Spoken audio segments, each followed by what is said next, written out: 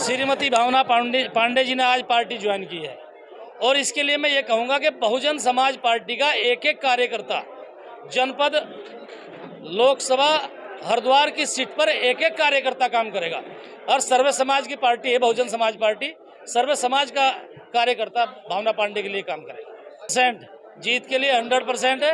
रणनीति अभी बैठ करके हम लोग यहाँ बना लेंगे और चुनाव जिताने की पूरी निर्देश पर आज श्रीमती भावना पांडे जी को पार्टी में शामिल किया गया और इनको चुनाव लड़ाया जाएगा और पूरे दमखम के साथ प्रत्येक बहुजन समाज पार्टी का कार्यकर्ता इनको चुनाव लड़ाने का काम करेगा और जीत हमारी निश्चित 100% जीत बहुजन समाज पार्टी की होगी। बहुजन समाज पार्टी का प्रत्येक वर्कर बूथ स्तर तक का वर्कर इस चुनाव में लग रहा है, इसलिए बहुजन समाज पार्टी यहाँ मजबूत है और हमारी बहुजन समाज पार्टी जीत रही। बाकी तो सारे प्रतिद्वंदी कांग्रेस भाजपा बहुजन समाज पार्टी की दोनों प्रतिद्वंदी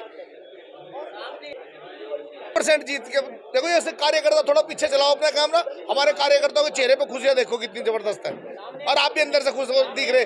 मुझे लग रहा है आप भी बहुजन समाज पार्टी को वोट दोगे। देखिए, फायदा नुकसान बात की बात है। सबसे बड़ी बात यह है कि इतनी बड़ी बड़ी राष्ट्रीय पार्टियां और तमाम देखिए किस तरह से ये लोग डरा डरा के लोगों को ज्वाइन करा रहे हैं, तो इनका इलाज करने के लिए तो मुझे भी एक राष्ट्रीय पार्टी चुननी पड़ी। और सबसे बड़ी बात क्या है कि मेरे उत्तराखंड में दलित और मुस्लिम समाज का कोई नेता नहीं है, तो ये बढ़ गया है वोट और बिखर गया है। इन समाज के लोगों को इस्तेमाल किया जाता है। तो अब इस उत्तराखंड में दलित मुस्लिम और पहाड़ का गठजोड़ होगा और हम राज्य आंदोलनकारी हैं। ये मेरे भाई लोग हैं, दलित भाई, ये मुस्लिम भी मेरे भाई हैं, पहाड़ की तो मैं हुई। तो इसलिए मैंने ये फैसला किया कि इस उत्तराखंड में 3 लोगों का गठजोड़ होगा।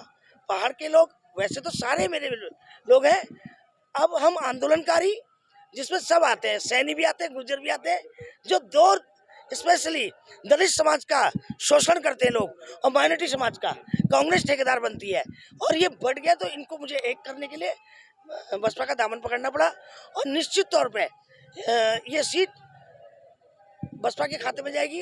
अब भगवान नहीं, अब नीला लहराएगा यहाँ पर। आपको 20 दिन 1 महीने 2 महीने पुरानी बात कि मैं इनसे दोनों से कहने गई, भाई साहब मैं 1 साल से संघर्ष कर रही हूँ, राज्य आंदोलनकारी हूँ, आप लोग मुख्यमंत्री ने कुछ नहीं कर पा रहे हो, अधिकारी नहीं चला पाते हो, तो आप मेरे खिलाफ मत आना, समझा। फिर अभी मैं 1 हफ्ता पहले भी गई दोनों के पास कि आप लोग मेरे साथ मत आइए, मैं बहन हूँ आपकी और सुप्रीम कोर्ट भी 50% देती है, आप तो मैं 20% मांग रही हूँ।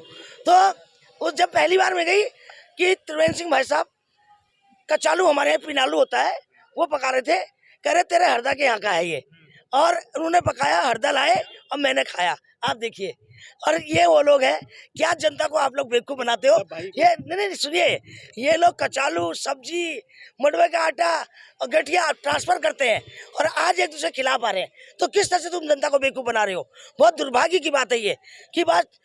वैसे तुम्हारी सब्जियां बढ़ती है आपस में, ये चूक पार्टी करते हैं, नींबू खाते हैं, साथ में आम खाते हैं और आगे आज जनता को बेवकूफ भ्रम करने के लिए आ रहे हैं। और सबसे बड़ी बात है, मैं हरीश राव जी से नाराज इसलिए हूँ, कल तक उनका बेटा आ रहा था और अभी मुझे पता चला कि त्रिवेंद्र सिंह जी की, हरीश राव जी की बात हुई कि भावना पांडे के साथ वो बसपा में आ गई है, मुस्लिम उसके साथ जा रहा है, तो इसलिए आप आइए ताकि मुस्लिम कट जाएगा।